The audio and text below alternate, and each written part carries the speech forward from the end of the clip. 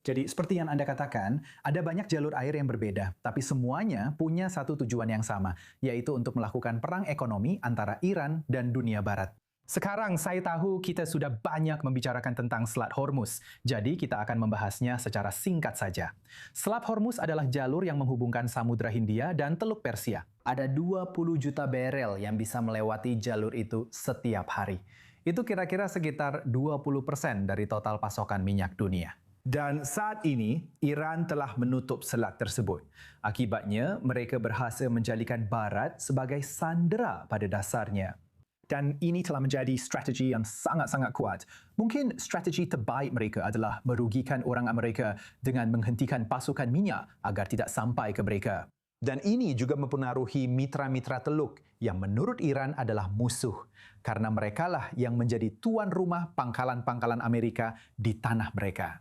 Dan ini sebenarnya sangat berhasil, sehingga salah satu klausul utama untuk mengakhiri konflik dari sudut pandang Iran adalah agar dunia mengakui kedaulatan Iran atas Selat Hormuz. Tapi ini bukan satu-satunya selat yang punya banyak dampak dalam perang ini. Mari kita bicara tentang Selat Bab al-Mandeb. Ini adalah salah satu yang sering kita bicarakan dalam beberapa tahun terakhir. Tapi belakangan ini tidak terlalu banyak. Selat ini terletak di antara Yaman dan Djibouti. Selat ini menghubungkan Samudra Hindia ke Laut Merah. Dan dari Laut Merah, Anda bisa naik ke terusan Suez dan masuk ke Afrika Utara, Eropa, dan Amerika Utara. 10% dari total pasokan minyak dunia melewati sini. Sebagian besar sebenarnya sudah melewati Selat Hormuz. Tapi yang membuat ini jauh lebih menarik adalah, seperti yang Anda katakan, sekitar 12% dari total ekspor di seluruh dunia melewati sini. Jadi ini bukan hanya minyak, ada gas alam, ada elektronik, ada makanan. Dan dalam konflik terbaru antara Israel dan Yaman, karena rudal mereka sebenarnya tidak cukup kuat dan mereka tidak memiliki persenjataan yang cukup besar untuk menyebabkan banyak kerusakan di daerah itu. Rudal jarak pendek mereka pada dasarnya bisa menyandera kapal-kapal yang melewati sana. Mereka mampu menghentikan kapal-kapal itu, menakut-nakuti mereka agar tidak lewat. Dan akibatnya, itu mempengaruhi rantai pasokan global. Jadi itu bisa memiliki konsekuensi yang sangat buruk, tidak hanya untuk wilayah tersebut, tetapi juga untuk dunia secara keseluruhan. Sekarang, di wilayah yang tidak stabil ini, masalah pasokan seperti ini memang sudah bisa diduga. Dan ini adalah sesuatu yang sudah disadari oleh Arab Saudi sejak perang tanker Iran-Irak di tahun 80-an.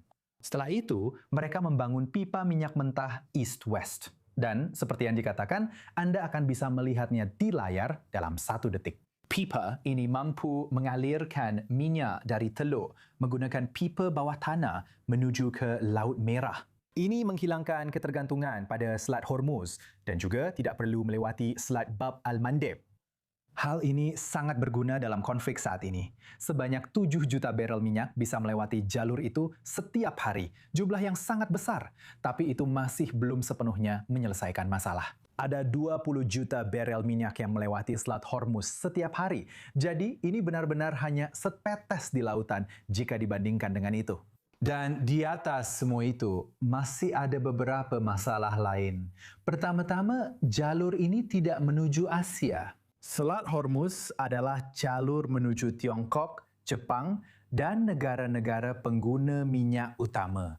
Dan itu hanya minyak mentah, yang berarti tidak membantu dalam pasokan barang, komoditas elektronik maupun gas alam.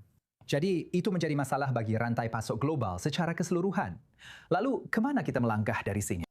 Saat ini hal itu belum terlalu jelas. Donald Trump kemungkinan besar akan menggunakan kurangnya pasokan ke Asia sebagai alat tawar-menawar dengan Tiongkok untuk mendapatkan kesepakatan dagang dan mungkin menghapus beberapa tarif dari kedua belah pihak. Tapi pihak yang paling dirugikan dari semua ini sebenarnya bukan siapapun di kawasan tersebut secara langsung. Andalah konsumen, orang-orang yang dengan meningkatnya masalah rantai pasokan global, sementara permintaan tetap sama, ini berarti harga barang dan jasa akan naik dengan cepat. Jadi ini berarti belanja Anda kemungkinan akan menjadi sedikit lebih mahal dalam beberapa minggu ke depan karena konflik yang terjadi ribuan mil jauhnya ini. Tentu saja ini bukan hanya masalah di Timur Tengah.